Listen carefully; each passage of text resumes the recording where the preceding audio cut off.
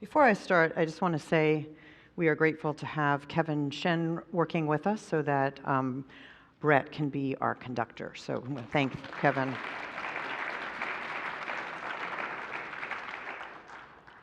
And I also want to say that if this topic opens something up in you, let us always remember that we have our pastoral visitors who are here, our caring listeners, and they're always wearing the caring listener tag. We have 2 here today, and they're always here to help listen if you have something you'd like to say. We're grateful for the resources of this community.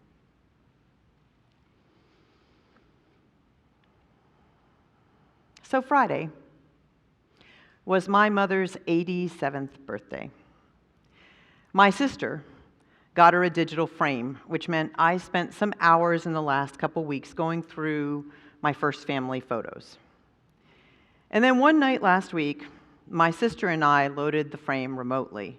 Me from Martinez, she was in Santa Cruz, and then we were on the phone together. And when we came across a picture of the other that we thought was particularly funny, we would text it to each other, like the time that we each had a perm.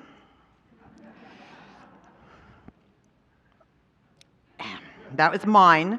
I'm not outing her. Today, I'm going to talk to you about something. That's enough of that picture now. Thank you. Today, I'm going to talk to you about something that many of us go to great lengths to avoid, which is vulnerability. With the spirit in which I do this is clear. Can one be more vulnerable than a picture of an out-of-date hairstyle? Vulnerability is a subject that I, like Casey, know more than a little about, and it's one that I continue to learn about, and I'm grateful for those learnings, for they have allowed me to live more wholly into my life. I have learned about vulnerability through my life experience, by working with an excellent therapist, through extensive study of the science of trauma, and the Internal Revenue Service. Yes, the IRS is better than Tarot for me for predicting what year I was most vulnerable and tagging it for me. That was early 2017, right after another national election, whose results caused what Movement Generation co-activist Michelle Mascarenas calls a shock. And a combination of that shared shock and a number of years of personal loss propelled me into a level of vulnerability that broke me open.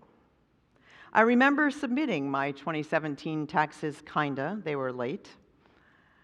I used the extended deadline, and I remember saying as I put them in the mailbox, very close to the witching hour, wow, that year was really complicated and a mess. May I not get audited that year? And truthfully, my prayers were answered. I didn't get completely audited, but I did get a lot of letters and correspondence. And in the end, though I actually got money back, I did spend 5 years in conversation with the IRS about the year 2017, constantly reminded about the year when I felt the most vulnerable, which made me relive again and again that hideous year. Brené Brown, who, as Casey said, the TED Talk on vulnerability, which she did in 2008, went viral, defines vulnerability as uncertainty, risk, and emotional exposure, that unstable feeling we get when we step out of our comfort zone or do something that forces us to lose control. And sometimes we're forced out of our comfort zone by the events of the world. In February of 2017, I definitely knew I was outside my league in my personal life, and the world was just a mess. The news was a constant series of jump scares. We were stunned and yet not yet numb to how hate-filled and chaotic a leader could be, and we never knew what was going to happen next. Do we remember that? 2017. Driving to work felt like being in a police state. There were more law enforcement vehicles out on the streets at every moment for no reason that I could figure out. One time in my less than 20-minute drive to work, I counted 7 law enforcement vehicles on my drive. It was not a world in which I wanted to admit that I felt vulnerable. But as the daughter of a Japanese American immigrant, I wasn't taught to necessarily trust law enforcement, though I've come to understand it's a complex thing. I was taught to fear them. So that meant I went to work for that whole time in much fear. Brene Brown, in her talk, which has been such an important talk, it's almost a cliche. If you haven't seen it, it's worth watching, as Casey said, says that the popular myth is that being vulnerable is a sign of weakness. But her research says when we think of times that we have felt vulnerable or emotionally exposed, we are actually recalling times of great courage. And I think that now, when I think back on those years, that there was great courage, and the courage was found in many ways.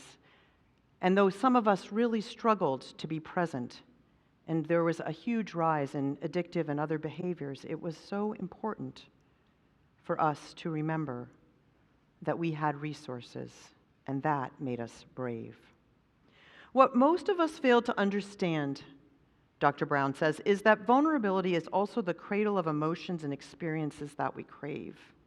Vulnerability is the birthplace of love, belonging, joy, courage, empathy, and creativity. I think of 2017 as the reason that I became a pen pal with the IRS, but it was also the year that I had to admit that I needed others to understand what I was afraid of. I didn't choose this, let me be clear. It kind of was forced upon me. I had no other choice at some point. And I knew from so many conversations in the years since that I am not the only one. Writer, thinker, and activist Adrienne Marie Brown, whose words we had in our meditation, has been wrestling with the idea of vulnerability in this election, and she knows that many of us are feeling the same kinds of fear, little bits of it, and we're doing everything we can to tamp it down.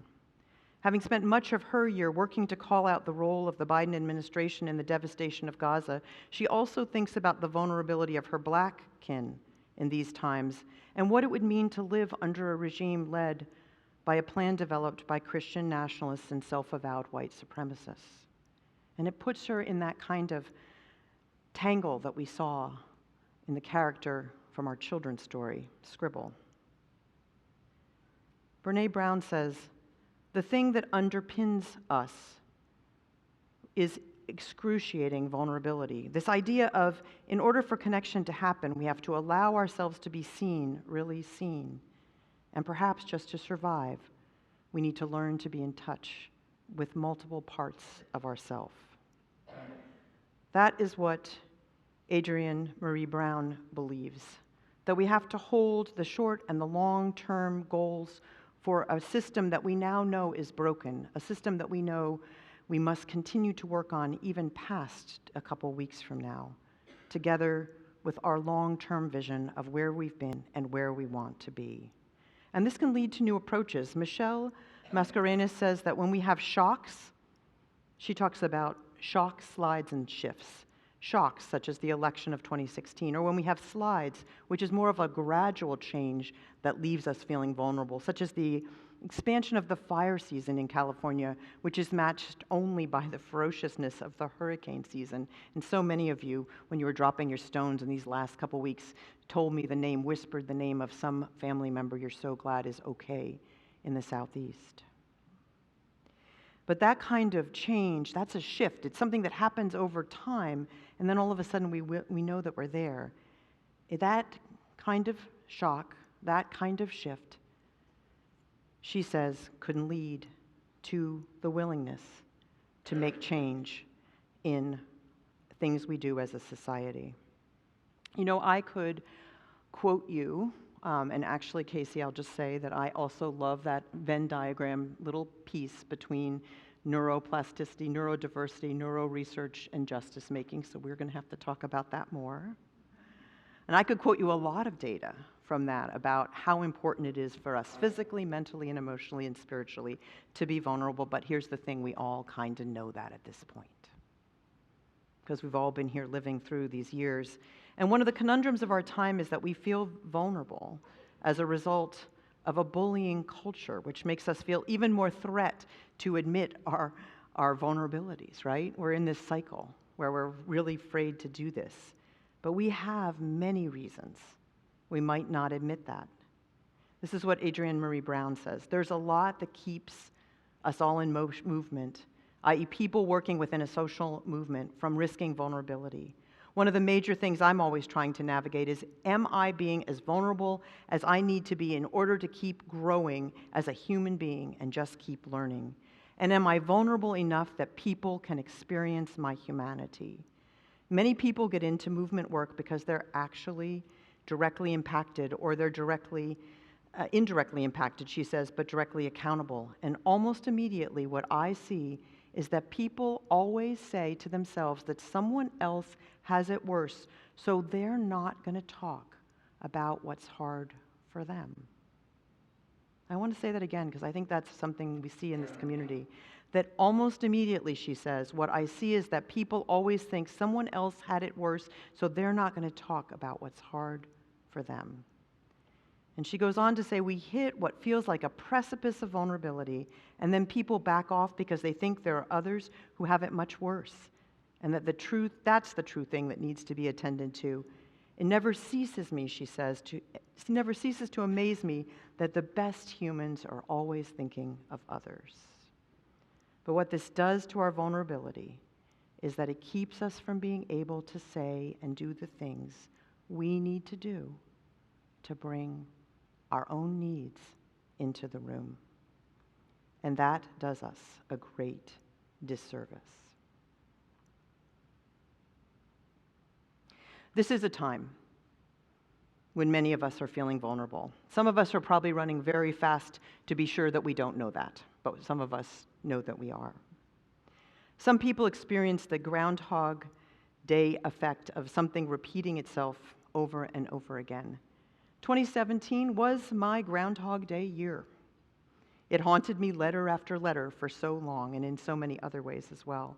But it opened me up to look at other vulnerabilities in my life and to understand myself as a person, yes, who has survived multiple traumas throughout my life, starting in my earliest days, but also as a person with amazing strengths and resources.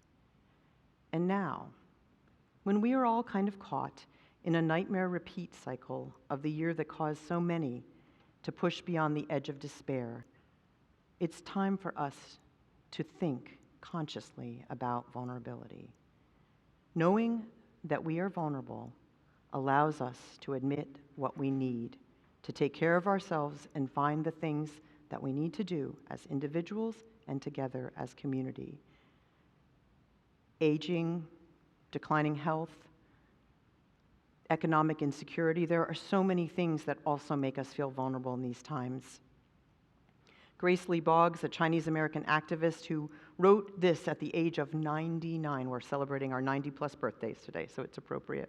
She said, at almost 100 years old, I experience falls, new levels of pain, and difficulties moving. I also feel the need to reflect on that which has sustained me over the years. I want to emphasize the importance of philosophy to my life. As I think about this, I want to challenge people to think about this philosophically. I want people to ask themselves and each other, what time is it on the clock of the world? Sometimes when we think about that, what time is it on the clock of the world, we can feel kind of vulnerable because we know there's a lot going on. But we can also know that it's time to jump in to do the things that we feel might be risky. I want to say that next week, I will be doing something that's risky. I'll be representing the Unitarian Universalist Ministers Association at a meeting outside of London for a week. And I'll be traveling there on my own, and there have been a lot of communication mishaps, and I'm not actually sure exactly how I'm getting there or who's going to meet me, but I'm going anyway. And as a trauma survivor, that isn't the easiest thing to do. And I also want to mention what a joy it's been these last month to sing in the choir because I love to sing, and I sang quite a bit as a young person. And then I developed asthma, and I never know exactly when my voice is going to be there or not. So it's always a risk to sing. But what I appreciate about singing in a choir is that it kind of doesn't matter. Because Maura's always going to be there, and Patty's always going to be there, and Carol's always going to be there, and Scott and David and all the rest. So that's the great thing about singing in a choir. I think a lot of you have probably had just about enough of this topic of vulnerability. But if you find yourself feeling vulnerable, imagine how vulnerable it feels to be a bully breed dog with a human that makes you dress like this or like this. It'll probably make you feel better because we love a comparison. I just want to say I did not preach on this subject because I need you to take care of me. That's one of the great things about admitting my vulnerability. I learned how to do that myself. I preached on this subject because I want us not to lose a single person to the depths of despair in these coming weeks and months and what could be difficult years. I want us to recommit to being the place where people can find hope, where we can find compassion, where we can embrace our vulnerability and move forward with love at the center. So let's do that together, my friends.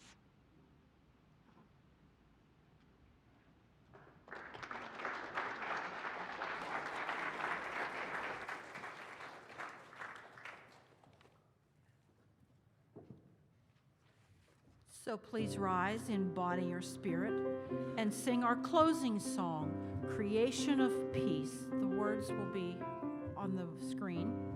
This song by Mark Miller recreates the idea of a community